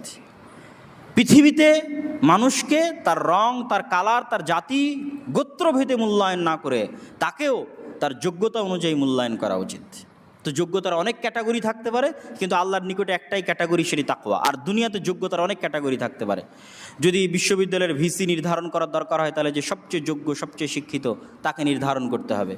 যদি হিসাব রক্ষক নির্ধারণ করার প্রয়োজন হয়, তাহলে যে সবচেয়ে ভালো হিসাব বুঝে তাকে নির্ধারণ করতে হবে। এটা একটা যোগ্যতা। তথা যোগ্যতার মাপকাঠিতে মানুষকে নিয়োগ দিতে হবে, কোটার ভিত্তিতে নয় বা অন্য কোনো কিছুর ভিত্তিতে নয়। মানুষের সমতার বিষয়ে আল্লাহ সুবহানাহু ওয়া তাআলার এই আয়াতের পাশাপাশি রাসূল সাল্লাল্লাহু আলাইহি ওয়াসাল্লামের একটি হাদিসও আমাদের জন্য স্মরণীয়। বিদায় হজ্জের ভাষণে রাসূল সাল্লাল্লাহু আলাইহি ওয়াসাল্লাম বলেন, ইয়া আইয়ুহান নাস, হে মানব জাতি। তিনিও এখানে আল্লাহর মতো মানুষকে মানুষ হিসেবে সম্বোধন করেছেন। ইন্না রাব্বাকুম ওয়াহিদ, তোমাদের প্রতিপালক একজন। ওয়া ইন্না আবাকুম ওয়াহিদ, আর তোমাদের সবার পিতা একজন। পৃথিবীর কালো, সাদা, বৌদ্ধ, হিন্দু, মুসলমান সবার পিতা একজন। আলা আলা ফাজদালি আরাবিয়িন আলা আজামিয়িন, কোনো আরবের কোনো প্রাধান্য নেই কোনো অনারবের উপরে। ওয়ালা আলি আজামিন আলা আরাবিয়িন, আর কোনো অনারবের কোনো প্রাধান্য নেই কোনো আরবের উপরে। ওয়ালা আলি আহমার আলা আসওয়াদ, আর কোনো লাল কালারের ব্যক্তির কোনো প্রাধান্য নেই কালো বর্ণের কোনো ব্যক্তির উপর, আর কোনো কালো বর্ণের কোনো প্রাধান্য নেই কোনো লাল বর্ণের উপর, ইল্লা বিত তাকওয়া, তবে মান মর্যাদা নির্ধারিত হবে তাকওয়া পরহেজগারিতার উপর ভিত্তি করে। সম্মানিত উপস্থিতি, তো রাসূল সাল্লাল্লাহু আলাইহি ওয়াসাল্লামের এই হাদিসও আল্লাহ সুবহানাহু ওয়া তাআলার ওই আয়াতের মতো, যে আয়াতটি আমরা বললাম সেটির মতো স্পষ্ট করে দিল যে ইসলামী খেলাফতে বা ইসলামী ব্যবস্থায় সকল মানুষ এক আদমের সন্তান হিসেবে, এক আল্লাহর বান্দা হিসেবে সমান। তাদের মধ্যে জাত পাত গোত্র বর্ণ কোনো কিছুর ভিত্তিতে কোনো রকম পার্থক্য করা যাবে না। তাহলে আমরা ইসলামী খেলাফত ব্যবস্থার দ্বিতীয় স্পষ্ট মূলনীতি কি দেখলাম? মানুষের মধ্যে সমতা এবং রক্তের সর্বোচ্চ মূল্য, মানুষের জান ও মালের সর্বোচ্চ হেফাজত। 3 নাম্বার, ইসলামী খেলাফত ব্যবস্থায় তৃতীয় সবচেয়ে গুরুত্বপূর্ণ বিষয় হচ্ছে ন্যায়পরায়ণতা। এই 3টে জিনিসের উপরে ইসলামী খেলাফত ব্যবস্থা টিকে থাকে। 1, ক্ষমতার একচ্ছত্র মালিকানা আল্লাহ সুবহানাহু ওয়া তাআলা। 2, মানুষের সমতা, মানুষের জান ও মালের নিরাপত্তা। আর 3 হচ্ছে ন্যায়পরায়ণতা। এই ন্যায়পরায়ণতা আমরা মুসলমানেরা এবং আমরা আলেম ওলামারা মানুষকে বুঝাতে ব্যর্থ। আমরা মানুষকে বুঝিয়েছি ইসলাম মানে শুধু সালাত, সিয়াম, হজ, জাকাত। তখন মানুষ কি করছে? মানুষ যখন এতটুকুই বুঝে নিয়েছে যে ইসলাম মানে সালাত, সিয়াম, হজ, জাকাত, তখন প্রশ্ন ফাঁস করে যে টাকা ইনকাম করছে, সে বলছে আমি প্রশ্নে ফাঁসের টাকা আল্লাহর রাস্তায় দান করি। নাউজুবিল্লাহি মিন যালিক। আর একজন দুর্নীতি করে মানুষের সম্পদ দখল করে হজ করতে গিয়ে মনে করতেছে আমি সকল গুনাহ ক্ষমা করে নিয়েছি। কেন? আমরা মানুষকে ন্যায়পরায়ণতা বুঝাতে পারিনি। আমরা মানুষকে বুঝিয়েছি ইসলাম মানে শুধু সালাত, সিয়াম, হজ, জাকাত। এই জন্য বাংলাদেশের যত ওসি, ডিসি, এসপি, মন্ত্রী, মিনিস্টার, সচিব, যে যেখানে দায়িত্ব পালন করছে, এদের 100তে 100 জন কোনো না কোনো ধর্মীয় প্রতিষ্ঠানের সাথে সম্পৃক্ত আছে। হয় জালসার প্রধান অতিথি, বিশেষ অতিথি, নয় মসজিদ মাদ্রাসার কমিটি। আর অন্তত 60 থেকে 70% মানুষ হজ এবং উমরা সম্পূর্ণ করেছে। আর অন্তত 30 থেকে 40% মানুষ সালাত আদায় করে। কিন্তু আপনি এই একটা মাপকাঠিতে তাদেরকে মাপেন যে এদের কতজন ন্যায়পরায়ণ। এই যে যতজন হাজি, সালাত আদায়কারী, মসজিদ মাদ্রাসার কমিটি, ওসি, ডিসি, এসপি, মন্ত্রী, মিনিস্টার, সচিব, এরা কতজন নিজ নিজ দায়িত্বে ন্যায়পরায়ণ। অথচ তারা দাবি করছে আমরা মুসলমান এবং তারা মনে করে নিয়েছে এই সালাত সিয়াম দিয়ে তারা জান্নাতে চলে যাবে। এই ব্যর্থতা আমাদের যে আমরা তাদেরকে বুঝাতে পারিনি যে ইসলাম মানে সবার আগে ন্যায়পরায়ণতা। ইসলামের সর্বোচ্চ স্থান হচ্ছে ন্যায়পরায়ণতার। আল্লাহ সুবহানাহু ওয়া তাআলা নিজে ন্যায়পরায়ণ এবং সত্যবাদী, নবী রাসূল পাঠিয়েছেন ন্যায়পরায়ণ এবং সত্যবাদী। এই দুটো বিষয়ের উপর ভিত্তি করে ইসলাম টিকে আছে, সত্য আর ন্যায়পরায়ণতা। ইসলামের প্রত্যেকটা বিধান সত্য এবং ন্যায়। যেমন চুরি করলে হাত কাটতে হবে, এটি সত্য এবং ন্যায়, এটা অন্যায় নয়। আল্লাহ সুবহানাহু ওয়া তাআলা নিজের উপর যেই বিষয়কে সবচেয়ে কঠোরভাবে হারাম করেছেন সেটা হচ্ছে জুলম, অত্যাচার। ইন্নী হারামতু যুলমা আলাইয়া। আর তিনি নিজেকে ন্যায়পরায়ণ হিসেবে ঘোষণা করেছেন। এই জন্য পৃথিবীতে যত মানুষ ন্যায় পাবে না, তাদের ন্যায় দেওয়ার দায়িত্ব আল্লাহর কিয়ামতের মাঠে। যদি তিনি ওই সমস্ত মানুষকে কিয়ামতের মাঠে ন্যায় না দিতে পারেন, তাহলে তিনি রব হিসেবে মিথ্যুক, নাউজুবিল্লাহ। কিন্তু তিনি তা হবেন না, এটাই তার ওয়াদা। তাহলে তার সবচেয়ে বড় বৈশিষ্ট্য হচ্ছে তিনি ন্যায়পরায়ণ। তিনি তার সাথে সম্পৃক্ত সকল গুনাহ ক্ষমা করে দিবেন। কিন্তু এক মানুষ আর এক মানুষের উপর জুলুম করবে, এটা যতক্ষণ ওই মানুষ ক্ষমা না করবে ততক্ষণ আল্লাহ ক্ষমা করবেন না, কেননা তিনি ন্যায়পরায়ণ। কিন্তু আমাদের কাছে ন্যায়পরায়ণতাই সবচেয়ে অবহেলিত। মসজিদ বলেন, মাদ্রাসা বলেন, ইসলামী দল বলেন, সংগঠন বলেন, সব জায়গাতে সালাত, সিয়াম, হজ, জাকাত আছে, ন্যায়পরায়ণতা নাই। ইসলামী দলের আমির তাকেই, ওই কর্মীকে বেশি মূল্যায়ন করে যে চামচামি করে, যার যোগ্যতা আছে তাকে মূল্যায়ন করে না। যত ইসলামী দল সংগঠন আছে, যত মসজিদ মাদ্রাসা আছে, সব জায়গাতে সালাত, সিয়াম, হজ, জাকাত আছে, ন্যায়পরায়ণতা নাই। তাহলে ইসলামী রাষ্ট্র ব্যবস্থার তৃতীয় মৌলিক ভিত্তি হচ্ছে ন্যায়পরায়ণতা। আজকে যদি বাংলাদেশের সকল মানুষ নামাজি হয়ে যায় আর সকল নারী পর্দাশীলা হয়ে যায়, তাহলে কি বাংলাদেশ ইসলামী রাষ্ট্র? জি না। বাংলাদেশ তখন ইসলামী রাষ্ট্র যখন এখানে একজনের প্রতি অন্যায় করা হবে না, তখন ইসলামী রাষ্ট্র। কেউ কারো সম্পদ অন্যায়ভাবে ভক্ষণ করতে পারবে না, কেউ কারো প্রতি অন্যায়ভাবে প্রহার করতে পারবে না, কেউ কারো ন্যায্য অধিকার অন্যায়ভাবে ছিনিয়ে নিতে পারবে না, তখন ইসলামী রাষ্ট্র। তখন যদি নামাজ নাও পড়ে তাহলে সেটা আল্লাহ সুবহানাহু ওয়া তাআলা ক্ষমা করে দিবেন, কিন্তু রাষ্ট্র ইসলামী। তখন যদি কেউ পর্দা নাও করে তো আল্লাহ সুবহানাহু ওয়া তাআলা ক্ষমা করে দিতে পারেন, কিন্তু রাষ্ট্র ইসলামী। তাহলে আমাদের মাথা থেকে এই চিন্তা বের করে দিতে হবে যে আমরা যেটাকে মনে করছি এটাই ইসলাম, জি না। ইসলামের মূল ভিত্তি ন্যায়পরায়ণতা। তাহলে একটা ইসলামী দল কখন ইসলামী দল? যখন তার মধ্যে ন্যায়পরায়ণতা আছে। খালি ইসলামের নামে বড় বড় লেকচার দিলে ইসলামী দল? জি না। এটা মাদ্রাসা কখন ইসলামী মাদ্রাসা? শুধু কোরআন হাদিস পড়াচ্ছে? জি না। ওর মধ্যে ন্যায়পরায়ণতা আছে প্রতিষ্ঠানের মধ্যে, তখন এটা ইসলামী মাদ্রাসা। তাহলে আল্লাহ সুবহানাহু ওয়া তাআলা কোরআন মাজিদে কি বলছেন? ইন্নাল্লাহা ইয়া'মুরুকুম আন তুআদ্দুল আমানাতি ইলা আহলিহা। হে দুনিয়ার মানুষ, আল্লাহ তোমাদেরকে আদেশ দিচ্ছে তোমরা আমানত যে যতটুকু পাওয়ার হকদার তাকে ততটুকু পৌঁছে দাও। এটাই ন্যায়পরায়ণতার ভিত্তি। ওয়াইদা হাকামতুম বাইনান নাস আন তাহকুমু বিল আদল। আর যখন তোমরা মানুষের মধ্যে বিচার ফায়সালা করবে তখন ন্যায়পরায়ণতার সাথে করো। ইয়া আইয়ুহাল্লাযীনা আমানু কুনু কাওয়ামিনা লিল্লাহি শুহাদা বিল কিসত। হে ঈমানদারগণ, তোমরা সাক্ষী হও ন্যায়পরায়ণতার ভিত্তিতে। ওয়ালা ইয়াজরিমান্নাকুম শানআনু কওমিন আলা আল্লা তা'দিলু। কোনো মানুষের প্রতি ব্যক্তিগত বিদ্বেষ, কোনো জাতি, কোনো দল, কোনো গোত্রের প্রতি তোমার ব্যক্তিগত বিদ্বেষ তোমাকে যেন ন্যায়পরায়ণতা থেকে দূরে সরিয়ে না দেয়। ই'দিলু হুয়া আকরাবু লিত-তাকওয়া। ন্যায়পরায়ণতা প্রতিষ্ঠা করো, ন্যায়পরায়ণতাই হচ্ছে তাকওয়ার সবচেয়ে নিকটবর্তী। আল্লাহ সুবহানাহু ওয়া তাআলা আরো বলেন, ওয়াইন হাকামতা ফাহকুম বাইনাহুম বিল কিসত। হে মুহাম্মদ সাল্লাল্লাহু আলাইহি ওয়াসাল্লাম, যখন মানুষের মধ্যে বিচার ফায়সালা করবেন ন্যায়পরায়ণতার সাথে করবেন। ইন্নাল্লাহা ইউহিব্বুল মুকসিতিন। আল্লাহ ন্যায়পরায়ণতাকারীদেরকে ভালোবাসেন। ইয়া আইয়ুহাল্লাযীনা আমানু কুনু কাওয়ামিনা বিল কিসতি শুহাদা লিল্লাহি ওয়ালাউ আলা আনফুসিকুম। হে ঈমানদারগণ, তোমরা ন্যায়পরায়ণতার ভিত্তিতে সাক্ষী দাও, যদিও সেটি তোমার নিজের বিরুদ্ধে হয়, যদিও তোমার আত্মীয় স্বজনের বিরুদ্ধে হয়, বাপ মায়ের বিরুদ্ধে হয়, কিন্তু ন্যায়পরায়ণ থাকো। রাসূলুল্লাহ সাল্লাল্লাহু আলাইহি ওয়াসাল্লাম এই জন্য হাদিসের মধ্যে বলেছেন, সাবআতু ইউদিল্লুহুমুল্লাহু ইয়াওমা লা দিল্লা ইল্লা দিল্লুহ। 7 শ্রেণীর মানুষকে আল্লাহ বিশেষ ছায়া দিবেন কিয়ামতের মাঠে। তো 1 নম্বরে তাহাজ্জুদ গুজারকেও বলা নাই, 1 নম্বরে নফল সিয়াম পালনকারীকেও বলা নাই, 1 নম্বরে বলা আছে ইমামুন আদিল, ন্যায়পরায়ণ দায়িত্বশীল। ওসি ন্যায়পরায়ণ, ডিসি ন্যায়পরায়ণ, মন্ত্রী ন্যায়পরায়ণ, প্রিন্সিপাল ন্যায়পরায়ণ, পরিচালক ন্যায়পরায়ণ, আমির ন্যায়পরায়ণ। ন্যায়পরায়ণ দায়িত্বশীলকে আল্লাহ সবার আগে সম্মান দেবেন, কারণ আল্লাহ সুবহানাহু ওয়া তাআলা নিজে ন্যায়পরায়ণ, তিনি ন্যায়পরায়ণতাকে ভালোবাসেন। তাহলে এটি হলো ইসলামী শাসন ব্যবস্থার তৃতীয় সবচেয়ে গুরুত্বপূর্ণ জিনিস। আমরা এবার চলে আসি ইসলামী খেলাফতের নির্বাচন ব্যবস্থা কিভাবে হয়। ইসলামী খেলাফতের নির্বাচন ব্যবস্থা আহলুল হাল্লি ওয়াল আকদ তথা যারা দেশের জ্ঞানীগুণী ব্যক্তি, তাদের একটা টিম থাকবে, কমিটি থাকবে, তারা সবসময় সর্বোচ্চ যোগ্য ব্যক্তিকে নেতা হিসেবে ঘোষণা করবে। যেমনটা আবু বকর রাদিয়াল্লাহু তাআলা আনহু তার পরবর্তীতে ওমর রাদিয়াল্লাহু তাআলা আনহুকে করেছিলেন, এবং ওমর রাদিয়াল্লাহু তাআলা আনহু যখন বিদায় নিয়ে চলে যাচ্ছেন তখন তিনি 6 সদস্য বিশিষ্ট কমিটি করে দিয়েছিলেন, যারা তৎকালীন সময়ে সর্বশ্রেষ্ঠ, সবচেয়ে জ্ঞানী, আল্লাহওয়ালা, তাকওয়াবান, পরহেজগার সাহাবী ছিলেন। তাদেরকে বলেছিলেন, তোমরা তোমাদের মধ্যে পরামর্শ করে যাকে ভালো মনে করবে তাকে নেতা নির্ধারণ করবা।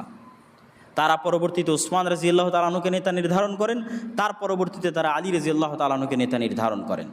এবং এই ব্যবস্থাটি ইসলামী ফোকাহাদের দৃষ্টিতে সবচেয়ে গ্রহণযোগ্য ব্যবস্থা। যেমনটি আমরা বর্তমান যে অন্তর্বর্তীকালীন সরকার, এই অন্তর্বর্তীকালীন সরকার নির্ধারণের ক্ষেত্রে দেখলাম যে এটি ভোটের মাধ্যমে নির্ধারিত হয়নি, বরং ছাত্ররা, সেনাবাহিনীর প্রধানেরা এবং দেশের জ্ঞানীগুণী ব্যক্তি বা বিভিন্ন রাজনৈতিক দলের নেতারা তারা একত্রিত হয়ে দেশের মধ্যে যিনি উচ্চশিক্ষিত, জ্ঞানী, পণ্ডিত এরকম একজনকে তারা বাছাই করার চেষ্টা করেছে, যিনি সততা, ন্যায়পরায়ণতার মাধ্যমে দেশ পরিচালনা করবে। মূলত এটিই হচ্ছে ইসলামের নেতা নির্বাচনের সিস্টেম। যেই সিস্টেম অন্তর্বর্তীকালীন সরকার গঠিত হলো, এই সিস্টেমটাই হচ্ছে ইসলামের নেতা নির্বাচন করার সিস্টেম, তথা দেশের শ্রেষ্ঠ জ্ঞানীগুণী পণ্ডিতরা একত্রিত হয়ে রাজনৈতিক স্বার্থের ঊর্ধ্বে উঠে একজন যোগ্য, জ্ঞানী, সৎ ব্যক্তিকে দেশের নেতা হিসেবে ঘোষণা করবেন। আজ আমরা প্রায় 100 বছর যাবৎ খেলাফতবিহীন বসবাস করছি। তাহলে এই 100 বছর যাবৎ খেলাফতবিহীন বসবাস করছি কোন সিস্টেমের মধ্যে? গণতান্ত্রিক সিস্টেমের মধ্যে। গণতন্ত্র দিয়ে কি ইসলামী খেলাফা প্রতিষ্ঠা হওয়া সম্ভব? সম্ভব নয়। প্রমাণ গত 100 বছর। গত 100 বছরে পৃথিবীর বহু দেশে, বহু দল গণতন্ত্র দিয়ে ইসলাম প্রতিষ্ঠা করার চেষ্টা করেছে, সাকসেসফুল হয়নি। এটা সম্ভব নয়। কিভাবে সম্ভব? গণতান্ত্রিক ব্যবস্থার পরিপূর্ণ ধ্বংসের উপর ভিত্তি করে, অথবা আর যে কোনো ব্যবস্থা, সেটি গণতন্ত্র হোক, সমাজতন্ত্র হোক, আর যে কোনো ব্যবস্থা পৃথিবীতে শাসন কাজ চালাচ্ছে, ওই ব্যবস্থার পরিপূর্ণ ধ্বংসের উপর ভিত্তি করে ইসলামী খেলাফতের পরিপূর্ণ উত্থান হবে। কোনো একটা সিস্টেমকে পরিপূর্ণ ধ্বংস না করে আরেকটা সিস্টেম পরিপূর্ণ বাস্তবায়ন করা অসম্ভব, যার প্রমাণ গত 100 বছর। গণতন্ত্রকে টিকিয়ে রেখে পরিপূর্ণ ইসলামী খেলাফা অসম্ভব, আকাশ কুসুম কল্পনার সামনে। গণতন্ত্রকে পরিপূর্ণ ধ্বংস হতে হবে, সেখান থেকে ইসলামী খেলাফার উত্থান ঘটবে। এবং পৃথিবীর বহু জায়গায় ঘটেছে।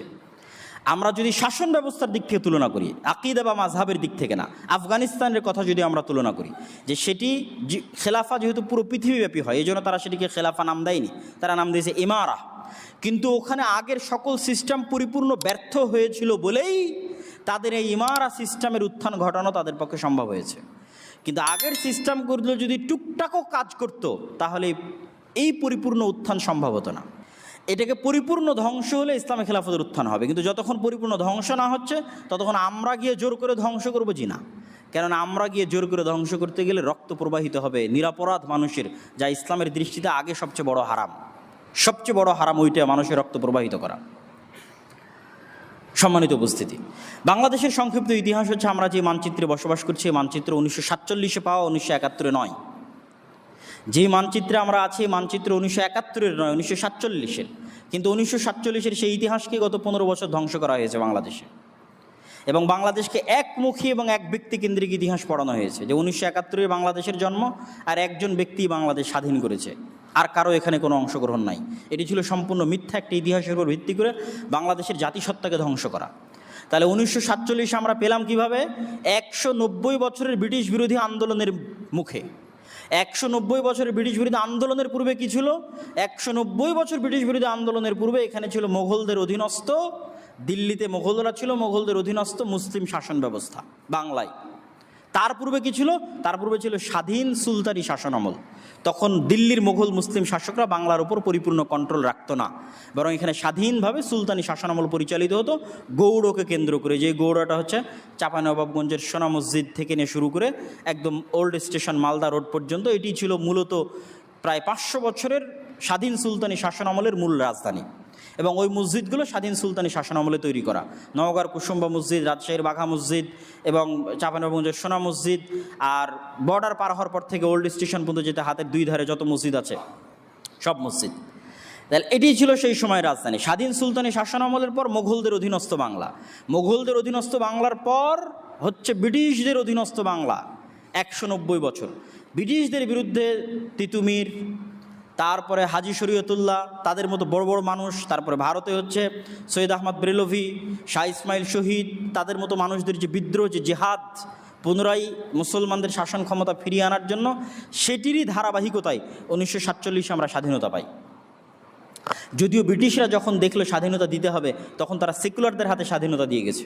যারা জেহাদ করেছিল সশস্ত্র ইসলামকে ফিরিয়ে আনার জন্য, তাদের হাতে তারা ক্ষমতা দিয়ে যায়নি। এটি তাদের একটি নিজস্ব প্ল্যান পরিকল্পনা ছিল। এই জন্য সেকুলারদের দিয়ে তারা দল তৈরি করে এবং সেই দলের হাতে তারা ক্ষমতা দিয়ে যায়। মুসলিম লীগ আর কংগ্রেসের হাতে ভারত, পাকিস্তান, বাংলাদেশের ক্ষমতা দিয়ে যাওয়া হয়। আর এই বাংলা যেহেতু কোনোদিনই কেন্দ্র হতে পারেনি, কেন্দ্র যেহেতু ছিল কলকাতা কেন্দ্রিক, সেহেতু পাকিস্তান তথা 1947 পাকিস্তান প্রতিষ্ঠা হওয়ার আগ পর্যন্ত দীর্ঘ ব্রিটিশ শাসন আমলে রাজধানী ছিল কলকাতা। সেহেতু বাংলায় কিছুই ছিল না, না স্কুল কলেজ, না পাটকল, না বস্ত্রকল, না গার্মেন্টস, না ব্যবসা বাণিজ্য, না স্কুল, না কলেজ, না বিশ্ববিদ্যালয়, কিছুই ছিল না।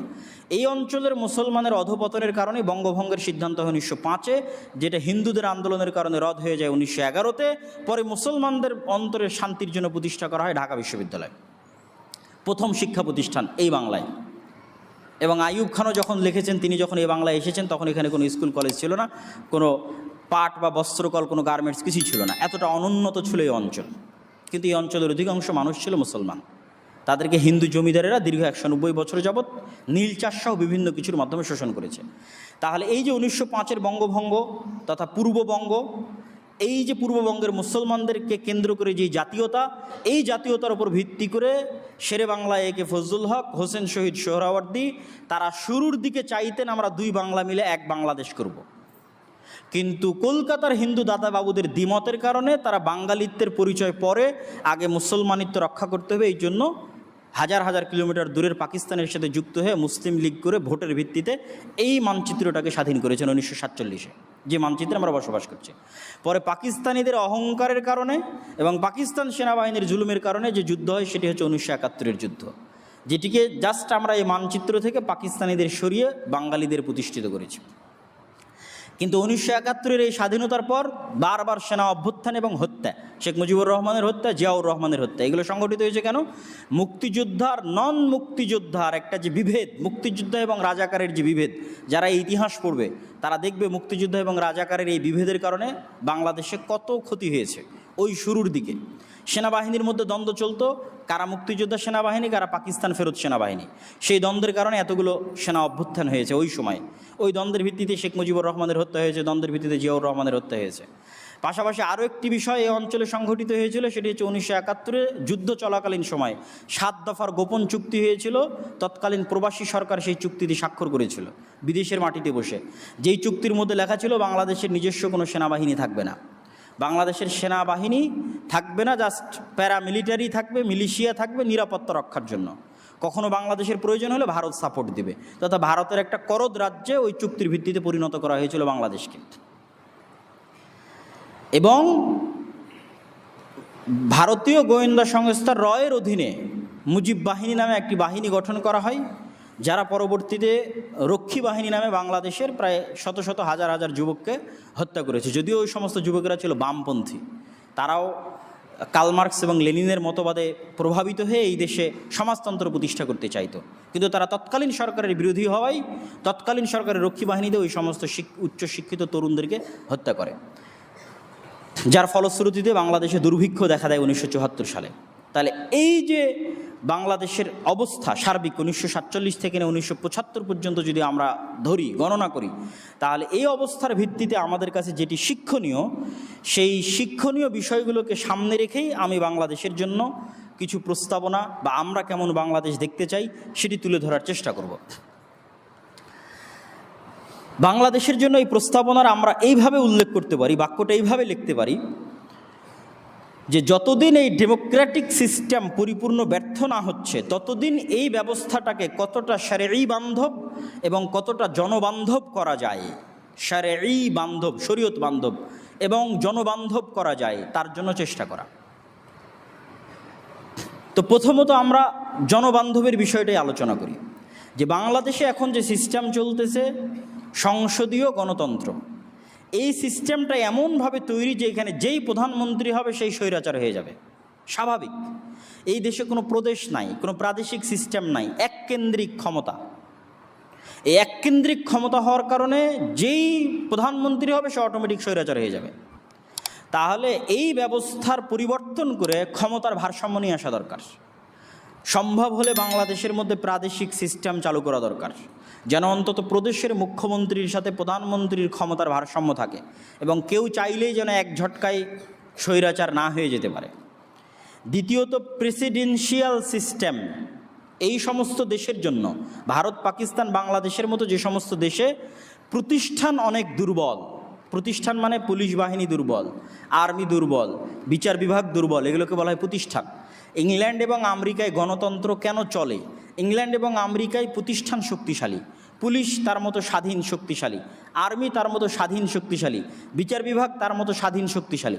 যখন প্রতিষ্ঠানগুলো তার মতো স্বাধীন শক্তিশালী হয়, তথা পুলিশ চাইলে প্রধানমন্ত্রীকেও গ্রেফতার করতে পারবে। এই স্বাধীন শক্তিশালী হওয়ার কারণে ওই দেশগুলোতে এখন পর্যন্ত গণতন্ত্র টিকে আছে, যদিও ওই গণতন্ত্রের চাইতে ইসলামী খেলাফা হাজার গুণে ভালো, যদি তারা জানতো এবং বুঝতো। কিন্তু আমাদের দেশে চলে না কেন? আমাদের দেশের প্রতিষ্ঠানগুলো দুর্বল। যে সরকারি আসে সে প্রতিষ্ঠানকে নিজের পকেটে নিয়ে নেয়। যেমন গত 15 বছর এই সরকার পুলিশকে নিজের ব্যক্তিগত বাহিনীর মতো ব্যবহার করেছে, র্যাবকে ব্যক্তিগত বাহিনীর মতো ব্যবহার করেছে, তথা পুলিশের কোনো স্বতন্ত্রতা নাই, র্যাবের কোনো স্বতন্ত্রতা নাই, বিচার বিভাগের কোনো স্বতন্ত্রতা নাই। এই জন্য এই সমস্ত দেশে, যেই সমস্ত দেশে প্রতিষ্ঠানগুলো দুর্বল এবং যে কোনো সরকার প্রতিষ্ঠানকে নিজের কুক্ষিগত করে, সেই সমস্ত দেশে প্রেসিডেন্সিয়াল সিস্টেমই বেশি নিরাপদ, যে সারা দেশের জনগণ ভোট দিয়ে একজনকে প্রেসিডেন্ট নির্বাচন করবে, একজনকে প্রেসিডেন্ট নির্ধারণ করবে। এবং ক্ষমতার ভারসাম্য আনার জন্য তৃতীয় যে জিনিসটি এই সমস্ত গণতান্ত্রিক দেশে প্রয়োজন, সেটি হচ্ছে দ্বিকক্ষ বিশিষ্ট সংসদ। আমাদের দেশে এক কক্ষ বিশিষ্ট, ইংল্যান্ডেও দ্বিকক্ষ বিশিষ্ট। ইংল্যান্ডের যেটা উপরের কক্ষ সেটাকে বলে হাউস অফ লর্ডস, যেটা আপার উচ্চ কক্ষ যেটা। এই হাউস অফ লর্ডসে গির্জা থেকে যারা পাদ্রী আছে তারা অটোমেটিক চলে আসে সদস্য হিসেবে, এবং আরও বিভিন্ন বিচার বিভাগ থেকে আরও বিভিন্ন দিক থেকে তারা নির্ধারিত হয় এই হাউস অফ লর্ডসের। একমাত্র যেটা হাউস অফ কমন্স, তারাই নির্বাচিত হয় জনগণের সরাসরি ভোটে। ঠিক আমেরিকার ভোট ব্যবস্থার মধ্যেও ইলেকটোরাল ভোট, যেটি সরাসরি জনগণের ভোট নয়, বরং এই ধরনের কিছু বাছাইকৃত জ্ঞানীগুণী ব্যক্তির, তাদের ভোটের মাধ্যমে প্রেসিডেন্ট নির্বাচিত হয়। এই জিনিসটা বাংলাদেশে চালু করার জন্য দ্বিকক্ষ তথা উচ্চ কক্ষ একটা থাকবে, যারা সরাসরি জনগণের ভোটে নির্ধারিত হবে না, বরং তারা দেশের জ্ঞানীগুণী ব্যক্তি হবে। দেশের উচ্চশিক্ষিত বিশ্ববিদ্যালয় থেকে শুরু করে মাদ্রাসা আলেম ওলামা থেকে শুরু করে বিচারপতি থেকে শুরু করে জ্ঞানীগুণী উচ্চশিক্ষিত মানুষগণ সেটির সদস্য হবে, ওই দ্বিকক্ষ বিশিষ্ট সংসদের উচ্চ কক্ষের সদস্য হবে। এবং যে কেউ চাইলে আইন, আজ 350 জনের মধ্যে 300 জন ভোট দিয়ে দিল বা 300 জন 290 জন ভোট দিয়ে দিল, আইন পাশ হয়ে গেল, এই ধারাবাহিকতা তখন কমে আসবে। দুই কক্ষের মতামত গ্রহণ করতে হবে, মতামত গ্রহণ করে তখন সেটিকে আইনে পরিণত করতে হবে, তথা যে কোনো কিছুকে আইনে পরিণত করা কঠিন হয়ে যাবে এবং স্বৈরাচারী ব্যবস্থার ফিরে আসা কঠিন হয়ে যাবে। বাংলাদেশের জন্য আরও যে বিষয়গুলো জনবান্ধব করার জন্য আরও যে বিষয়গুলো বাংলাদেশে চালু করা উচিত, আমরা ধারাবাহিক সেই প্রস্তাবনাগুলো পড়ে আজকের বক্তব্যের আমরা ইতি টানার চেষ্টা করব। প্রথমত, অতি দ্রুত সময়ের মধ্যে সংবিধান সংশোধন করত দ্বিকক্ষ বিশিষ্ট সংসদীয় ব্যবস্থা চালু করা, ইংল্যান্ড এবং আমেরিকার আদলে। দ্বিতীয়ত, প্রেসিডেন্ট পদ্ধতির নির্বাচন ব্যবস্থা চালু করা, এই সংসদীয় প্রধানমন্ত্রী ব্যবস্থা বিলোপ করা। সংসদের উচ্চকক্ষে দেশের শীর্ষস্থানীয় জ্ঞানী গুণী ব্যক্তিগণ স্থান পাবেন, তারাই নির্ধারণ করবেন কারা প্রেসিডেন্ট প্রার্থী হওয়ার যোগ্য। একজন চাইলেও আর প্রেসিডেন্ট প্রার্থী হয়ে গেল, একজন চাইলেও আর প্রধানমন্ত্রী প্রার্থী হয়ে গেল জি না, দেশের জ্ঞানীগুণী ব্যক্তিরাই নির্ধারণ করবেন যে অমুক ব্যক্তি প্রেসিডেন্ট হওয়ার যোগ্য, অনুমোদন দিবেন যে হ্যাঁ সে প্রেসিডেন্ট হওয়ার যোগ্য হতে পারে, তা এদের মধ্যে থেকে মানুষ যাকে চায় তাকে বাছাই করে নিতে পারে। 4, সংবিধানে শরীয়ত বিরোধী কোনো আইন প্রণয়ন করা যাবে না মর্মে একটি ধারা রাখতে হবে। আমরা বলিনি যে সংবিধান সরাসরি শারঈ হতে হবে, কেননা বললেও এটা বাস্তবায়ন হবে না। একটা ডেমোক্রেটিক গণতান্ত্রিক সিস্টেমের মধ্যে দিয়ে ইসলামিক খেলাফা আসে না, যেটা আমি আগে ক্লিয়ার করেছি। কিন্তু ন্যূনতম এতটুকু দাবি আলেম ওলামা, ইসলামী দল, ইসলামী সংগঠনগুলো সরকারের কাছে করতে পারে যে আপনার সংবিধানে অন্তর্ভুক্ত থাকতে হবে যেন ইসলামের সাথে সাংঘর্ষিক কোনো বিধান না প্রণয়ন হয়। এটা আমি একটু খুলে বলি। যেমন চুরি করলে ইসলামের বিধান হচ্ছে হাত কাটতে হবে, তাহলে পরিপূর্ণ ইসলামী খেলাফা আসলে হাত কাটা হবে। আর যখন একটা ডেমোক্রেটিক সিস্টেম আছে, গণতান্ত্রিক ব্যবস্থাপনা আছে, তখন চুরি করলে তার হয়তো 1-2 বছরের জেল হতে পারে। কিন্তু ওই ব্যবস্থা চুরিকে সম্পূর্ণ হালাল বলেনি। যদি এই ব্যবস্থা চুরিকে সম্পূর্ণ হালাল বলতো তাহলে এটা ইসলামের সরাসরি সাংঘর্ষিক হয়ে যেত। কিন্তু এটা পরিপূর্ণ ইসলামী ব্যবস্থাপনা নয়, কেন চুরি করলে হাত কাটা হচ্ছে না, অন্য আর একটা বিধান আরোপ করা হচ্ছে। কিন্তু অন্তত চুরি তো অপরাধ, তাহলে এটা ইসলামের সাথে সাংঘর্ষিক নয়। তাহলে ন্যূনতম এই জিনিসটা নিশ্চিত করতে হবে যে সরাসরি ইসলামের সাথে সাংঘর্ষিক যেন কোনো কিছু না আসে। যেমন সুদী ব্যবস্থাপনা সরাসরি ইসলামের সাথে সাংঘর্ষিক, ইসলাম বিরোধী। সমকামিতা, LGBTQ এগুলোর অধিকার দেওয়া, এগুলো সরাসরি ইসলাম বিরোধী। এরকম আরও বহু বিষয় আসতে পারে যেগুলো সরাসরি ইসলাম বিরোধী, ইসলামের সাথে সাংঘর্ষিক। সেই ধরনের কোনো কিছু যেন না হতে পারে, এতটুকু ন্যূনতম বিধান যে কোনো গণতান্ত্রিক দেশে অন্তর্ভুক্ত করা যেতে পারে, যেমনটা পাকিস্তানেও আছে। পাকিস্তান একটা গণতান্ত্রিক দেশ, কিন্তু এই ধরনের ধারা সংযুক্ত করা আছে সংবিধানের সাথে। মুসলিম পারিবারিক আইন সহ যে সমস্ত আইন চলমান আইনেও শারঈ বিধান অনুযায়ী হয়ে থাকে, যেমন এখনও বাংলাদেশে জমি জায়গার বন্টন শারঈ বিধান অনুযায়ী হয়, তালাক বা বিবাহ রেজিস্ট্রি ন্যূনতম হলেও শারঈ বিধান অনুযায়ী পরিচালনা করার ব্যবস্থা আছে, সেটা একটা নির্দিষ্ট মাযহাব অনুযায়ী হলেও শারঈ বিধান অনুযায়ী। তাহলে মুসলিম পারিবারিক আইন সহ যে সমস্ত আইন শারঈ বিধান অনুযায়ী পরিচালিত হয়, সেগুলোর জন্য সম্পূর্ণ ভিন্ন শারঈ কোড চালু করা, ভিন্ন শারঈ কোড, চলমান আইন থেকে সম্পূর্ণ বাহিরে গিয়ে ভিন্ন শারঈ কোড চালু করা।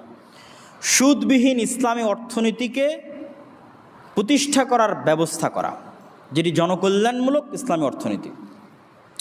8, জাতীয় সঙ্গীতকে পরিবর্তন করে বাংলাদেশের 1947-এর যে মানচিত্র, 1905-এর যে বঙ্গভঙ্গ, এই মানচিত্রকে ধারণ করে এই রকম জাতীয়তাবোধে উদ্বুদ্ধ সম্পূর্ণ জাতীয় সঙ্গীত দরকার, যেই জাতীয় সঙ্গীত দুই বাংলাকে একত্রিত করে দিবে, আমার এই মানচিত্রকে ভেঙে দিবে বা এই বাংলাদেশকে ভারতের অধীনস্থ করে দিবে, এই রকম মনোভাব সম্পন্ন জাতীয় সঙ্গীত বাদ দিয়ে দিতে হবে।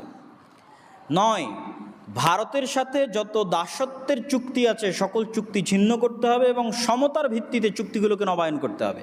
সেটি ট্রানজিট হোক, করিডোর হোক, সমুদ্র বন্দর প্রদান করা হোক, যা কিছু হোক, সকল কিছু নির্ধারণ হতে হবে সমতার ভিত্তিতে, গোলামি বা দাসত্বের ভিত্তিতে নয়। 10, তিস্তা পদ্মা সহ ভারত বাংলাদেশের মধ্যে যত যৌথ নদী আছে সকল যৌথ নদীর ন্যায্য হিস্সা ভারতের নিকট থেকে বুঝে নিতে হবে এবং নদীগুলোকে পুনরুজ্জীবিত করার জন্য আপ্রাণ চেষ্টা করতে হবে। ভবিষ্যৎ পৃথিবীতে যদি কোনো দিন বিশ্বযুদ্ধ হয় সেটি পানিকে নিয়েই হতে পারে, আর আল্লাহ সুবহানাহু ওয়া তাআলা এই দেশে পানির অফুরন্ত ব্যবস্থা রেখেছে, কিন্তু সেগুলোকে হত্যা করা হচ্ছে। 300-এর অধিক নদী মৃত্যুবরণ করেছে শুধু ভারতের বিভিন্ন বাঁধের কারণে। মরুভূমিতে পরিণত হয়ে গেছে পদ্মার মতো নদী, তিস্তার মতো নদী। আর এই মরুভূমিতে পরিণত হওয়া নদীতে যখন আবার পানি আসে তখন বন্যার কারণে হাজার হাজার গ্রাম ডুবে যায়। এই ব্যবস্থার বিলোপ হতে হবে।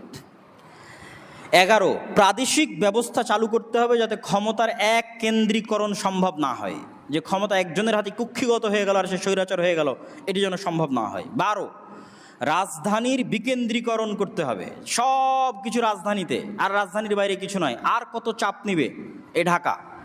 আপনি যতই মেট্রো রেল করেন, যতই এক্সপ্রেসওয়ে করেন, যতই ফ্লাইওভার করেন, আপনি যদি রাজধানীকে বিকেন্দ্রীকরণ না করেন তাহলে এই ঢাকা একদিন বসবাসের অনুপযোগী হয়ে যাবে। অতএব রাজধানী ভিন্ন করতে হবে, ব্যবসায়িক রাজধানী, প্রশাসনিক রাজধানী, অফিস আদালত পৃথক পৃথক করতে হবে, বিভিন্ন জায়গায় হতে হবে, সব কিছু ঢাকায় হতে হবে, এমনটি যেন না হয়। 13, বিচার ব্যবস্থা সম্পূর্ণরূপে স্বাধীন করে দিতে হবে, তাহলে ক্ষমতার ভারসাম্য আসবে। 14, পুলিশ বাহিনীকে সংস্কার করত জনবান্ধব হিসেবে গড়ে তুলতে হবে এবং পুলিশকে যেন কেউ রাজনৈতিক স্বার্থে ব্যবহার না করতে পারে, এই জন্য পুলিশকে একটা স্বতন্ত্র বাহিনী হিসেবে গড়ে তুলতে হবে। যেমন আর্মি একটা স্বতন্ত্র বাহিনী, পুলিশকে এরকম স্বতন্ত্র বাহিনী হিসেবে গড়ে তুলতে হবে, যেন তারা কারো রাজনৈতিক স্বার্থ চরিতার্থের জন্য জনগণের উপর গুলি না চালায়। 15, বিচার বহির্ভূত হত্যা এবং গুম সম্পূর্ণরূপে নিষিদ্ধ করতে হবে, যা গত 15 বছরে এই সরকারের কালচার ছিল, এবং 1971 থেকে 1975 যে সরকার ছিল তাদেরও কালচার ছিল গুম করা, হত্যা করা। আর বলা যে বন্দুক যুদ্ধে মারা গেছে, র্যাবের সাথে বন্দুক যুদ্ধে মারা গেছে, সম্পূর্ণ বানোয়াট এবং মিথ্যা কথা। ইচ্ছাকৃত হত্যা করা হয়েছে, লেখা হয়েছে বন্দুক যুদ্ধে মারা গেছে। বিচার বহির্ভূত হত্যা শুধুই হত্যা, বিচার বহির্ভূত হত্যা শুধুই হত্যা, আর কিছু না। একজন মানুষকে দেশের প্রধান চাইলে হত্যা করতে পারে না, বিচার ব্যবস্থার মধ্যে অন্তর্ভুক্ত করে তার বিচার হতে হবে, এটি ইসলামও বলে। ইসলামেও বিচার বহির্ভূত হত্যা শুধুই হত্যা, নিছক হত্যা। খলিফা চাইলে একজন মানুষকে হত্যা করে দিলে জি না, খলিফা যাকে অপরাধ করতে দেখছে ওকে বিচার বিভাগে পেশ করবে, বিচারপতি ফায়সালা করবে সাক্ষী সবুতের ভিত্তিতে যে এর কী অবস্থা এবং এর কী ফাঁসি হবে না শুলি হবে না জেল হবে কি হবে সেটার ফায়সালা দিবে। এর একচ্ছত্র মালিকানা কারো কাছে নাই, চাইলেও একজনকে উঠিয়ে নিয়ে গেল আর গুলি করে হত্যা করে দিল, চরম মানবাধিকারের লক্ষণ এবং ইসলামেরও লঙ্ঘন। ইসলামে এটি নিছক হত্যা এবং সবচেয়ে ভয়াবহ অপরাধ হচ্ছে হত্যা। শিক্ষা ব্যবস্থা এবং পাঠ্যপুস্তক নতুন করে ঢেলে সাজাতে হবে, কর্মমুখী, জ্ঞানভিত্তিক এবং আদর্শ ও নীতিভিত্তিক শিক্ষা ব্যবস্থা গড়ে তুলতে হবে। কর্মমুখী মানে আমাদের দেশের শিক্ষা ব্যবস্থা হচ্ছে মানুষ এখান থেকে পড়বে আর শুধু সরকারি চাকরি নেবে, আর কারো কোনো লক্ষ্য উদ্দেশ্য নাই। পড়াশোনা করবে, বিসিএস হবে আর সরকারি চাকরি নেবে বা অন্য কোনো কোম্পানিতে চাকরি করবে। এই যে চাকরি কেন্দ্রিক যে মানসিকতা, এটার থেকে বের হয়ে কর্মমুখী শিক্ষা ব্যবস্থা হতে হবে। মানুষ পড়বে, পড়ে নিজের মতো ব্যবসা করবে, কাজ করবে। যত উন্নত পৃথিবী আছে আজকের আধুনিক বিশ্বে, ভারতের বেঙ্গলোর, হায়দ্রাবাদ, তারা হচ্ছে আইটি সেক্টর দখল করে নিয়েছে সারা পৃথিবীর, শুধু মানুষকে কর্মমুখী শিক্ষা দিয়ে। সরকারি চাকরি কেন করা লাগবে? আইটি সেক্টর দখল করে নিয়ে তারা কোটি কোটি টাকা ইনকাম করতেছে অনলাইনে বসে থেকে, বিদেশে গিয়ে সার্ভিস দিয়ে। এরকম অসংখ্য কর্মমুখী শিক্ষা গড়ে তুলতে হবে যেন মানুষ শুধু চাকরিমুখী না হয়, বরং স্বাধীন হিসেবে কর্মমুখী চিন্তাভাবনা যেন করে। দ্বিতীয়ত বলা হয়েছে জ্ঞান ভিত্তিক, তৃতীয়ত বলা হয়েছে নীতি নৈতিকতা ভিত্তিক তথা ধর্মভিত্তিক। চলমান যে শিক্ষা সিলেবাস আছে সেখানে মানুষকে সেকুলারের নামে, মানবাধিকারের নামে, ধর্মনিরপেক্ষতাবাদের নামে মানুষকে এমন বেপরোয়া স্বাধীনতা দেওয়া হয়েছে যেন মানুষ পশুত্বের স্তরে নেমে আসে। এটি বন্ধ করতে হবে। শিক্ষা প্রতিষ্ঠানগুলোতে ছাত্র রাজনীতি চিরতরে নিষিদ্ধ করতে হবে। এই ছাত্র রাজনীতির পরিবেশ থাকার কারণেই শিক্ষা প্রতিষ্ঠানগুলোতে পড়াশোনা ধ্বংস হয়ে গেছে, বিশ্ববিদ্যালয়গুলো থেকে পড়াশোনা উঠে গেছে। জনগণের অর্থের অপচয় করে মূর্তি এবং ভাস্কর্য বানানো নিষিদ্ধ করতে হবে। তাহলে জনগণের ট্যাক্সের টাকা দিয়ে কেন কোটি কোটি টাকা দিয়ে মূর্তি ভাস্কর্য তৈরি করতে হবে? রাজশাহীতে একটা তৈরি করা ছিল জনগণের কোটি কোটি টাকা দিয়ে, ঢাকাতে এরকম শত শত মূর্তি তৈরি হয়েছে কোটি কোটি টাকা দিয়ে। এটা বন্ধ করতে হবে, এটা জনগণের টাকা, এটা আমানত রক্ষা করতে হবে। এই দিক থেকে তো নিষিদ্ধ, সেটা ভিন্ন কথা, কিন্তু আপনি জনগণের টাকা কেন অপচয় করবেন, নষ্ট করবেন? এটা কখনোই হতে পারে না। 19, কৃষি খাতে ভর্তুকি দিয়ে দেশকে খাদ্যে স্বয়ংসম্পূর্ণ হিসেবে গড়ে তুলতে হবে। খাদ্যে স্বয়ংসম্পূর্ণ হওয়া অনেক বড় ব্যাপার। আমাদের সরকারগুলো মনে করে শুধু রাস্তাঘাট বানাবো আর শুধু ব্রিজ কালভার্ট তৈরি করবো, এটি উন্নয়ন। জি না, উন্নয়ন মূলত দুটো জিনিসের উপর নির্ভর করে। এক, আপনি খাদ্যে স্বয়ংসম্পূর্ণ। 2, আপনি শিক্ষা, জ্ঞান এবং ব্যবসায় উন্নত, স্বাস্থ্যে উন্নত। উন্নত প্রতিষ্ঠান লাগবে, ব্যবসার জন্য উন্নত প্রতিষ্ঠান লাগবে, শিক্ষার জন্য উন্নত প্রতিষ্ঠান লাগবে, জ্ঞান গবেষণার জন্য উন্নত প্রতিষ্ঠান লাগবে এবং খাদ্যে স্বয়ংসম্পূর্ণ হওয়ার জন্য উন্নত কৃষি ব্যবস্থা লাগবে। এগুলোর পিছনে ইনভেস্ট করতে হবে। তা না করে সব টাকা দিয়ে রাস্তাঘাট আর ব্রিজ কালভার্ট তৈরি করবেন আর মানুষ সব জাহেল গণ্ডমূর্খ হয়ে থাকবে, ব্যবসা প্রতিষ্ঠান ধ্বংস হয়ে যাবে। বাংলাদেশে যেমন চামড়া শিল্প ধ্বংস হয়ে গেছে, কুরবানির সময় আপনারা দেখবেন যে চামড়ার কেমন দাম, চামড়া শিল্প ধ্বংস হয়ে গেছে। প্রকাশনা ব্যবস্থা বাংলাদেশে ধ্বংস করা হয়েছে, সকল সরকারি বই কলকাতার প্রেস থেকে ছাপিয়ে আনা হয়। এরকম অসংখ্য ব্যবসায়িক প্রতিষ্ঠানকে ধ্বংস করে দেওয়া হয়েছে। তাহলে আপনার ইনভেস্টটা হতে হবে ব্যবসায়িক প্রতিষ্ঠান গড়ে তোলার জন্য, ইনভেস্ট হতে হবে উন্নত শিক্ষা প্রতিষ্ঠান গড়ে তোলার জন্য, ইনভেস্ট হতে হবে উন্নত স্বতন্ত্র স্বাধীন খাদ্য ব্যবস্থায় স্বয়ংসম্পূর্ণ হওয়ার জন্য। সর্বশেষ বক্তব্যের সর্বশেষের আবেদন, সেটি হচ্ছে বাংলাদেশের আজকের যে অবস্থা, আজকের যে অবনতি, গত 15 বছর আমরা যে জুলুম এবং শাসন দেখেছি, বা 1971 থেকে 1975 যে জুলুম শাসন দেখা গেছে, সেটি মূলত বাংলাদেশকে বিভক্ত করার কারণে দেখা গেছে। মুক্তিযুদ্ধ এবং রাজাকারের উপর ভিত্তি করে বাংলাদেশকে বিভক্ত করে শাসন করতে চাওয়া হয়েছে, যা বাংলাদেশের জন্য ছিল সবচেয়ে ক্ষতিকর। এই জন্য নতুন যারা ক্ষমতায় আসতেছে তাদের প্রতি আমাদের আহ্বান থাকবে, বাংলাদেশের মানুষকে যেন শুধু বাংলাদেশি হিসেবে দেখা হয়। কে মুক্তিযুদ্ধ করেছে, কে মুক্তিযুদ্ধ করেনি, কে রাজাকার ছিল, কে রাজাকার ছিল না, কে এই কোটা আন্দোলনে শরিক হয়েছে আর কে কোটা আন্দোলনে শরিক হয়নি, এগুলোর ভিত্তিতে যেন মানুষকে বাছ বিচার না করা হয়। মানুষকে যেন তার যে ন্যায্য অধিকার, সেই ন্যায্য অধিকার দেওয়া হয় এবং সবার প্রতি সমান দৃষ্টি রাখা হয়। এবং কারো যদি কোনো দলীয় পরিচয় থেকে থাকে তাহলে সেটিকে ক্ষমা সুন্দর দৃষ্টিতে যেন দেখা হয়। কেউ যদি রাজাকার হয়ে থাকে তাকে ক্ষমা করে দিতে হবে, কেউ যদি আওয়ামী লীগ হয়ে থাকে তাকে ক্ষমা করে দিতে হবে। হ্যাঁ, নির্দিষ্ট কোনো অপরাধ করলে তার বিচার হতে পারে, যে সে হত্যার সাথে জড়িত, গুমের সাথে জড়িত, তার বিচার হবে। কিন্তু শুধু আওয়ামী লীগ করে এই জন্য তার প্রতি অন্যায়, জুলুম, অত্যাচার, অফিস আদালত, বাড়িঘর পুড়িয়ে দেওয়া, এটা ওই একই কালচার, যেই কালচার গত 15 বছর ছিল। এই কালচারের মাধ্যমে কখনো দেশে শান্তি ফিরে আসতে পারে না, কখনো দেশ উন্নত হতে পারে না। অতএব এই কালচার থেকে ফিরে আসতে হবে এবং মানুষকে ক্ষমা করা শিখতে হবে।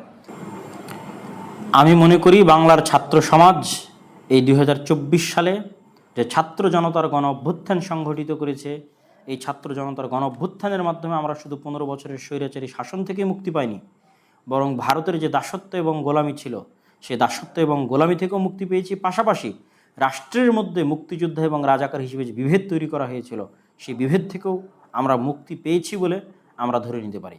এই জন্য আমি এই ছাত্র জনতার আন্দোলনে অংশগ্রহণকারী সকলকে সাধুবাদ জানাতে চাই। আর বিধর্মীদের উপাসনালয় ধ্বংস করা নিয়ে যে অপপ্রচার চলতেছে, আমরা বিশ্বাস করি এটি সম্পূর্ণ অপপ্রচার। দেশের কোথাও সেভাবে কোনো বিধর্মীদের প্রতি কখনো কোনো আক্রমণও হয়নি, মন্দিরও ধ্বংস করা হয়নি।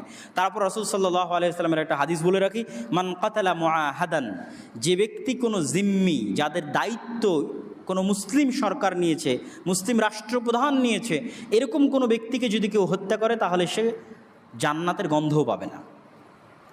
মুসলমানেরা জিম্মায় সবাই সমান, রাসূল সাল্লাল্লাহু আলাইহি ওয়াসাল্লামের হাদিস, যে জিম্মা গ্রহণের দিক থেকে মুসলমানেরা সবাই সমান। তথা মুসলিম দেশের রাষ্ট্রপ্রধান যদি বলে আমি একে নিরাপত্তা দিলাম, ওটা মানাও সকল মুসলমানের উপর ফরজ। আর একজন মুসলমান রিক্সা চালক যদি বলে যে আমি একে নিরাপত্তা দিলাম, তাহলে ওটা মানাও সকলের জন্য ফরজ।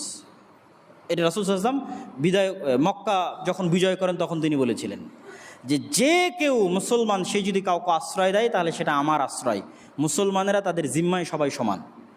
তাহলে একটা মুসলমানের ন্যূনতম সদস্য যদি জিম্মায় সমান হয়, তাহলে একটা রাষ্ট্র যখন কাউকে নিরাপত্তা দিচ্ছে আর আপনি আর এক মুসলমান হিসেবে তাকে হত্যা করছেন, এটি কখনো ইসলাম সম্মত হতে পারে না। সম্মানিত উপস্থিতি, তো বক্তব্যের শেষে আমি আরেকটু বিষয় আরেকবার একটু স্পষ্ট করি, সেটি যে সেকুলার বা ধর্মনিরপেক্ষতাবাদ, এটির যে দর্শন, তারা বলে যে আমরা ধর্মকে শুধু মসজিদের মধ্যে, মন্দিরের মধ্যে, গির্জার মধ্যে সীমাবদ্ধ রাখতে হবে, ধর্ম যেন রাষ্ট্রে না আসে। এটি অত্যন্ত ভয়ঙ্কর এবং ইসলাম বিরোধী একটি বিশ্বাস। আমরা শুরুতে যে ইসলামী খেলাফতের ব্যবস্থা আলোচনা করেছি, ইসলাম হচ্ছে সর্বব্যাপী, সর্বগ্রাসী। মানুষের ব্যক্তিগত জীবন, পারিবারিক, সামাজিক, রাষ্ট্রীয় জীবন সকল কিছু ইসলামের অন্তর্ভুক্ত। ইসলাম নিজেই একটা ভয়ঙ্কর বিশ্বায়ন। জন্মগত মুসলিম কাউকে হতে হবে না, যে কেউ ইসলাম গ্রহণ করলে সে মুসলিম হয়ে যাবে। জন্মগত ব্রাহ্মণ হওয়ার মতো, জন্মগত ইহুদি হওয়ার মতো বিষয় নয় এটি। এই জন্য সারা পৃথিবী একাই গ্রাস করতে পারে ইসলাম। এবং ইসলামের যে ন্যায় নীতি, ন্যায়পরায়ণতা আছে এবং মানুষের যে সমতা আছে, এটি সেকুলারিজমের চেয়ে হাজার গুণে উত্তম। তাহলে সেকুলারিজমের এই সহজ পাঠ, সহজ বুলি কেন আমাদেরকে আওড়ানো হয়? এই জন্য আমাদেরকে আওড়ানো হয় যে সেকুলারিজমের নামে, মানবাধিকারের নামে মানুষকে এত বেশি স্বাধীনতা দেওয়া যে মানুষ শয়তান এবং পশুর স্তরে চলে যায়। মানুষ বলবে যে আমি জেনা করতে চাই, তাহলে এটাও তার অধিকার। মানুষ বলবে যে আমি সমকামী হতে চাই, এটাও তার অধিকার। এই পর্যায়ে যেন মানুষকে নামিয়ে আনা যায়, এই জন্য সেকুলারিজমের এই মিষ্টি বুলি আওড়ানো হয়। সম্মানিত উপস্থিতি, তারা মানুষকে শয়তানের দাস বানাতে চায়। তা আমরা আমাদের এই বক্তব্যের শেষাংশে এসে যদি সারমর্ম করি, সেটি হচ্ছে যে ইসলামিক খেলাফত ব্যবস্থা চায় মানুষের দাসত্ব থেকে বের হয়ে সবাই সমানভাবে আল্লাহর দাসত্বের অধীনস্থ হোক। একজন খলিফাও আল্লাহ সুবহানাহু ওয়া তাআলার দাস, আর খলিফার অধীনস্থ যে মামুর, সেও আল্লাহ সুবহানাহু ওয়া তাআলার দাস। এবং সকলের সমান ভিত্তিতে তার সমাধিকার নিশ্চিত করুক এবং সমান ভিত্তিতে, ন্যায়পরায়ণতার ভিত্তিতে জান ও মালের হেফাজতের মাধ্যমে একটি শান্তিপূর্ণ শাসন ব্যবস্থা গড়ে উঠুক। এটি হচ্ছে ইসলামী খেলাফতের মূল ভিত্তি। এর বাইরে আর যে কোনো থিওরি আসুক না কেন, সেই থিওরি অকার্যকর এবং সেই থিওরি পরিপূর্ণ শান্তি, পরিপূর্ণ নিরাপত্তা প্রদানে ব্যর্থ। কিন্তু ওই থিওরি আসার জন্য এই সমস্ত থিওরিকে পরিপূর্ণ ব্যর্থ হতে হবে। আর এই সমস্ত থিওরি যতদিন পরিপূর্ণ ব্যর্থ না হচ্ছে, ততদিন সেটিকে কতটা জনবান্ধব এবং কতটা শরীয়ত বান্ধব করা যায়, তার জন্য আমাদের জায়গা থেকে চেষ্টা করতে হবে, আমাদের জায়গা থেকে দাওয়াত দিতে হবে। প্রভাবক শক্তি হিসেবে দেশের রাজনীতিতে, প্রভাবক শক্তি হিসেবে আমাদের সক্রিয় অংশগ্রহণ অব্যাহত রাখতে হবে। যেন যে কেউ চাইলেই দেশে ইসলাম বিরোধী কোনো আইন প্রণয়ন করে দিল, যে কেউ চাইলেই দেশে অন্যায় কিছু করলো, সেটি যেন সম্ভব না হয়। এই জন্য মুসলমানদেরকেও এই যে চলমান প্রক্রিয়া আছে, এই প্রক্রিয়াতে সক্রিয় অংশগ্রহণ থাকতে হবে প্রভাবক শক্তি হিসেবে, যেন একটি শরঈ বান্ধব এবং একটি জনবান্ধব রাষ্ট্র গড়ে তুলতে আমরা পারি। যার জন্য আমি প্রায় 20 বা 21টি প্রস্তাবনা আজকের আলোচনায় তুলে ধরেছি। আল্লাহ সুবহানাহু ওয়া তাআলা আমাদেরকে এই তৌফিক দান করুক যেন পৃথিবীতে পুনরায় ইসলামী খেলাফা ব্যবস্থা ফিরে আসে এবং মানুষ সাম্যতার ভিত্তিতে শান্তি এবং নিরাপত্তার সাথে বসবাস করতে পারে। আল্লাহুম্মা আমিন। আর যতদিন সেই ব্যবস্থা ফিরে না এসেছে, ততদিন আল্লাহ সুবহানাহু ওয়া তাআলা আমাদের যেন সৎ, ন্যায়পরায়ণ শাসক দান করে। বাংলাদেশকে যেন পৃথিবীর অন্য কোনো দেশের গোলাম, দাস, অধীনস্থ দেশ হিসেবে পরিণত না করে স্বাধীন এবং সার্বভৌম দেশ হিসেবে বাংলাদেশের মানুষদের বসবাস করার, শান্তি এবং নিরাপত্তায় এবং একটি উন্নত রাষ্ট্র হিসেবে সামনের দিকে এগিয়ে যাওয়ার তৌফিক দান করে। আল্লাহুম্মা আমিন।